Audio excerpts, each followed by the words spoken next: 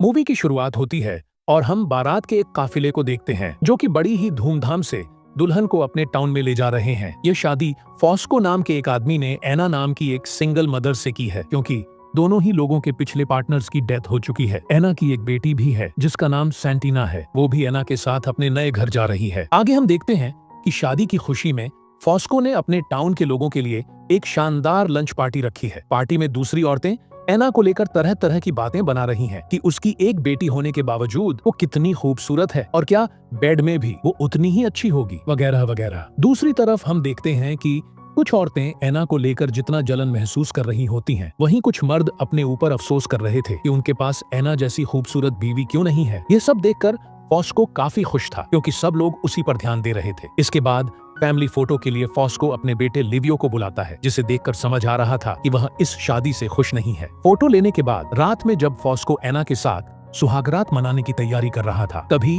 फॉस्को का एक दोस्त उसके घर के बाहर से उसे आवाज लगाता है। वह उसे कुछ ऐसा कहता है कि फॉस्को को एना को छोड़कर वहां से जाना पड़ता है। कुछ देर बाद हमें पता चलता है कि फॉस्को असल में कुछ दोस्तों के साथ एक गैर कानूनी काम करता है, जिसमें वे सब मिलकर इटली के पुराने जमाने की कब्रों को खोदते हैं। उन कब्रों से एंटीक्स निकालकर बड़े दामों पर मार्केट में बेच देते हैं। लेकिन आज इन सब की किस्मत खराब थी, क्योंकि जब वे खुदाई कर रहे होते हैं तब वहां से गश्त लगा रही पुलिस की एक टीम इन सब की सुताई करने पहुंच जाती है। तब इन सबको अपना पिछवाड़ा बचाकर वहां से भागना पड़ता है। इस घटना के बाद फॉस्को पूरी रात घर नहीं जा पाता, लेकिन जब वह सुबह सवेरे अपने घर पहुंचता है तब वह सुहागरात मनाए बिना नहीं रह पाता और शुरू हो जाता है। यहाँ फॉस्को की इस हरकत से हमें एक बात पता चलती है कि एना जितनी शांत और सिंपल औरत है, फॉस्को उतना ही जाहिल किस्म का आदमी है, जिसे दूसरों के इमोशंस की कोई परवाह नहीं है। फिर अगले दिन हम लिवियो को देखते हैं, जो कि बीच के किनारे अपने दोस्तों के साथ नहाने जाता है। जब वह नहा रहा होता है तब पीछे से स्टेला नाम की एक लड़की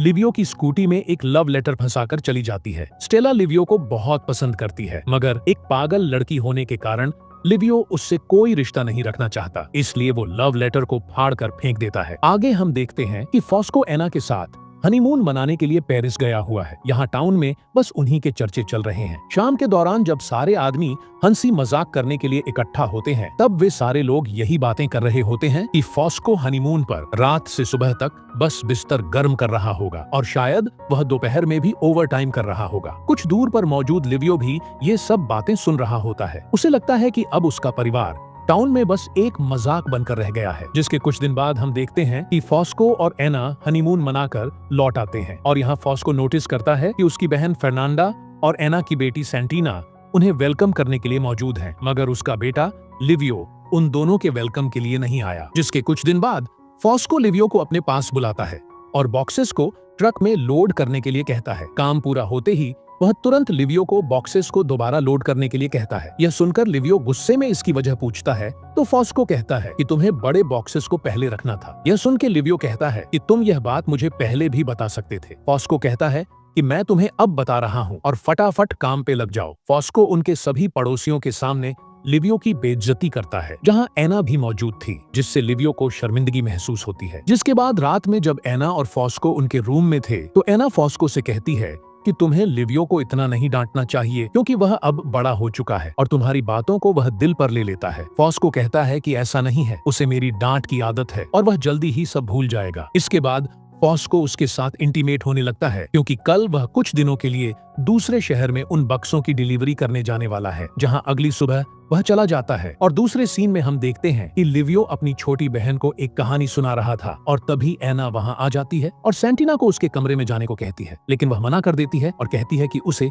लिवियो के साथ ही सोना है। ये देखकर एना खुश हो जाती है कि अब उन दोनों के बीच सौतेले जैसा कुछ नहीं रहा है और उनकी बॉन्डिंग काफी अच्छी हो गई है। जिसके कुछ दिन बाद फॉस्को वापस आता है और फिर रात में एना और सैंटिना के साथ एक पार्टी में जाता है, जहां एक औरत गाना गा रही थी। यहाँ फॉस्को का ध्यान तो उस गाने में था, लेकिन वहां आए सभी लड़के एना के रसीले संतरों को देखकर काफी खुश हो रहे थे। जब तक फॉस्को को इस बात का पता लगता है, तब तक सभी लड़कों ने अपनी आंखों से अपनी तमन्ना पूरी कर ली होती है। इसके बाद अगले दिन जब एक पेड़ के नीचे बैठकर लिवियो और एना प्यार और रोमांस की बातें कर रहे थे, तभी फॉस्को वहां आ जाता है और अपनी जाहिल बातें शुरू कर देता है, जिससे उन दोनों का माहौल खराब हो जाता है। जहां प्यार के नाम पर फॉस्को को सिर्फ बेडरूम याद आता है। यह सब सुन के एना और लिवियो वहां से चले जाते हैं। इसके बाद रात में फॉस्को और उसके साथियों को एक कब्र में से एक रेयर एंटीक टुकड़ा मिलता है जिसमें काफी हीरे जड़े हुए थे और फॉस्को के हिसाब से इसकी कीमत मार्केट में लाखों की है। जहां यह बात वह एना को बताता है और एना इस बारे में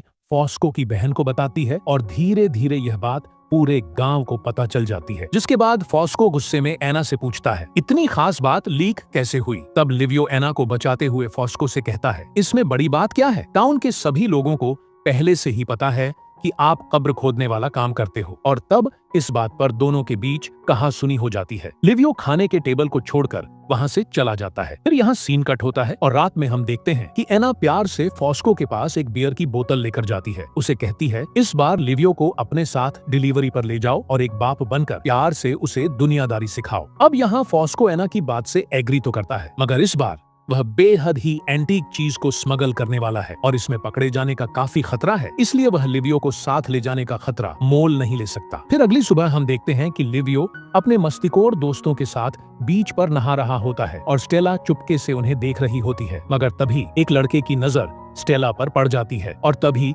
वे सब अपने अपने हथियार स्टेला को दिखाने लगते हैं, लेकिन स्टेला वहां से भाग जाती है। इसके बाद हम देखते हैं कि इस बार फॉस्को की गैर मौजूदगी में एना और लिवियो के बीच काफी अच्छी बातचीत होने लगती है और वो दोनों एक फ्रेंड की तरह एक दूसरे के साथ ज्यादा टाइम स्पेंड करने लगते हैं। मगर तभी कुछ दिनों बाद खबर आती है कि एंटीक स्मगलिंग के दौरान पुलिस ने फॉस्को को गिरफ्तार कर लिया है। इस खबर को सुनकर एना तुरंत लिवियो के साथ फॉस्को से मिलने के लिए जाती है। हालांकि हालात की गंभीरता के बावजूद फॉस्को शांत और कॉन्फिडेंट रहता है। वो उन्हें चिंता न करने को कहता है और भरोसा दिलाता है कि वह सब संभाल लेगा। लेकिन एना खुद कुछ करने की ठान लेती है और उसे छुड़ाने के लिए बड़े बड़े पॉलिटिशियन से कनेक्शंस ढूंढने की कोशिश भी करती है, मगर कुछ हासिल नहीं होता। इतना कुछ करने के बाद भी फॉस्को का एटीट्यूड जाहिल जैसा ही रहता है और वह बेमतलब का कई बार एना पर भी गुस्सा हो जाता है, इसलिए एना का दिल टूट जाता है। इसके बाद हम देखते हैं कि एक दिन लिवियो किचन के सिंक के पास खड़ा होकर अपनी आंख धो रहा होता है और तभी एना वहां आती है और पूछती है, क्या हुआ आंख को? लिवियो बताता है कि उसकी आंख में कुछ चला गया है। तब एना लिवियो के पास जाकर उसकी आंख से कचरा निकालने लगती है। इस आंख की सफाई के दौरान एना लिवियो के इतना करीब आ जाती है कि लिवियो के मन में लड्डू फूटने लगते हैं और वह एना को किस कर लेता है। अब क्योंकि एना भी कई दिनों से प्यार के लिए तरस रही होती है, इसलिए वह भी लिवियो को किस करना शुरू कर देती है। मगर कुछ सेकंड्स के बाद एना को यह एहसास हो जाता है कि यह गलत है। फिर वह अपने आप को काबू करते हुए वहां से चली जाती है और उसे लगता है कि सब खत्म हो गया, लेकिन किस्मत की कुछ और ही प्लान्स थी। अब लिवियो को एना की खूबसूरती का स्वाद लग चुका है, इसलिए वह एना के आगे पीछे मंडराना शुरू कर देता है ताकि वह उसके साथ एक और मौका बना सके। मगर अब एना समझ चुकी है कि यह सब गलत है क्योंकि लिवियो उसका सौतेला बेटा है। फिर आगे हम देखते हैं कि जब लिवियो एना को जोर लगाकर मनाने की कोशिश करता है तो एना उसे फॉस्को को इस बारे में बताने की धमकी भी देती है, मगर लिवियो पर इसका कोई असर नहीं होता और वह बार बार कोशिश करता रहता है। अब कुछ दिन तक कोशिश करने के बाद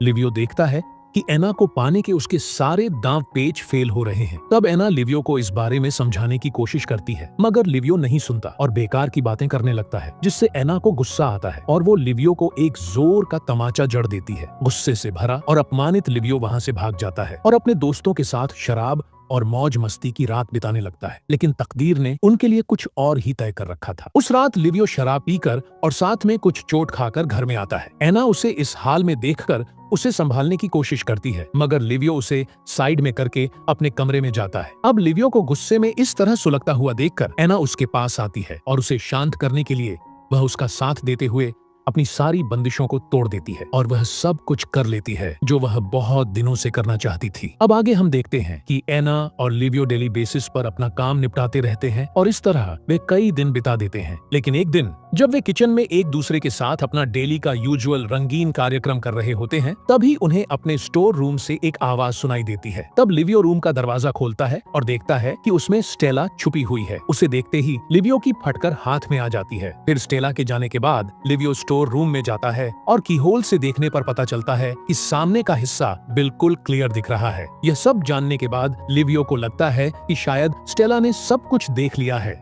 और वो यह सब बात एना को बताता है। लिवियो साथ में यह भी कहता है कि स्टेला एक पागल लड़की है, अगर वो किसी को हमारे रिलेशन के बारे में बताएगी भी तो कोई भी उस पर यकीन नहीं करेगा। मगर कुछ दिन बाद उनकी यह गलत फहमी दूर हो जाती है, क्योंकि खबर मिलती है कि फॉस्को जेल से छूटकर घर आने वाला है। एना जानती है कि स्टेला की बात पर शायद कोई यकीन करे या न करे, लेकिन अगर स्टेला ने फॉस्को को यह बात बता दी तो वह जरूर इसकी बात पर यकीन करेगा। अब यह सब जानने के बाद एना बहुत घबराती है और मदद के लिए वह फर्नांडा को बुलाती है। अब जब स्टेला और अफेयर वाली सारी बात फर्नांडा को मालूम पड़ती है तब वह एना पर बहुत गुस्सा करती है और साथ ही वह एना को यह भी समझाती है कि किसी भी तरह फॉस्को को यह सब बात पता नहीं चलनी चाहिए। अब आगे हम देखते हैं कि जिस दिन फॉस्को जेल से छूटकर घर आता है उस दिन मोहल्ले में एक वेलकम पार्टी रखी जाती है, जहाँ सारे लोग काफी खुश होते हैं। लेकिन एना, लिवियो और फर्नांडा की फटी पड़ी होती है, क्योंकि वे डरे हुए होते हैं। लेकिन फॉस्को पीकर पूरा टल था और उसका ध्यान किसी पर नहीं जाता। अब ढेर सारी शराब पीने के बाद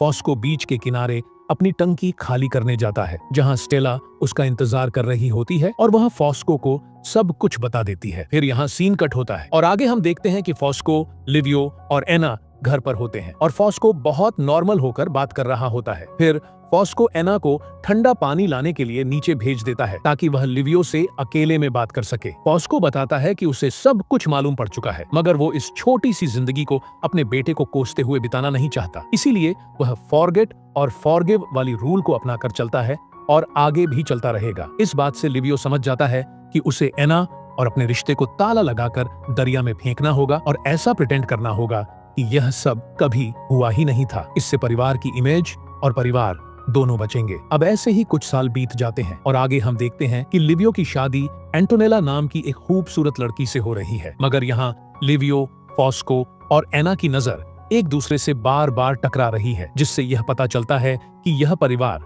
आज भी अपने पास्ट को भूल नहीं पाया है। फिर सब मिलकर एक फैमिली फोटो लेते हैं और इसी के साथ यह मूवी यहीं पर खत्म हो जाती है।